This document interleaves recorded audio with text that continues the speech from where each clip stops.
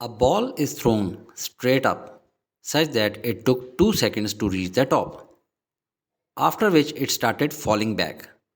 What was the speed with which the ball was thrown up?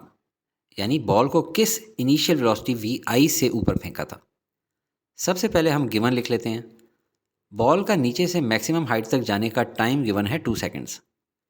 इसके अलावा हम जानते हैं कि मैक्सिमम हाइट पे जाकर बॉल एक लम्हे के लिए रुक जाती है और फिर नीचे जाना शुरू करती है, यानी ऊपर की जनरी के एंड होने पे फाइनल वेलोसिटी 0 है। इनिशियल वेलोसिटी हमने फाइंड करनी है। ऊपर के सफ़र की बात हो रही है और इसीलिए एक्सेलरेशन इज इक्वल टू है negative acceleration due to gravity के, यानी -9.8 मीटर पर सेकंड स्क्वायर। क्योंकि जब बॉल नीचे गिरती है तो positive acceleration due to gravity हमें ज़ुबानी याद है 9.8 मीटर पर सेकंड स्क्वायर होती है, लिहाजा ऊपर के लिए -9.8 मीटर पर सेकंड स्क्वायर होगी। अब देखिए, ये नीचे जाने वाले पोर्शन को क्वेश्चन में डिस्कस नहीं किया जा रहा, लिहाजा ये पोर्शन मैं डिलीट कर देता हूँ। अब सोल्यूशन की बात करते हैं।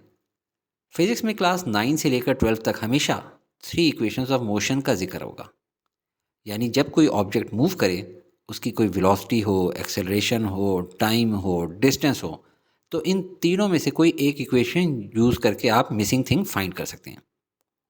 इक्वेशन 1 में देखें, final velocity, initial velocity, acceleration और टाइम का रिलेशन मौजूद है, तो हमारे केस में यही इक्वेशन यूज़ होगी। मगर रीअरेंज करके लिखते हैं, 80 को दूसरी साइड पे लिख ले जाएं तो साइन नेगेटिव हो जाएंगे। इसको हम ऐसे भी लिख सकते हैं, v i is equal to v f minus 80, ताकि जो चीज़ फाइंड करनी है वो लेफ़्ट साइड पे हो। अब वैल्यू डालने, वी एफ की वैल्यू है 0, negative sign as it is आया, एक्सेलरेशन की वैल्यू है -9.8 और टाइम है 2 सेकेंड्स।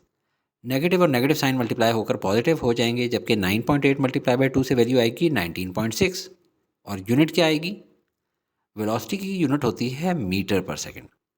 तो ये है हमारी इनिशियल वेलोसिटी जिससे कि बॉल को ऊपर थ्रो किया गया था।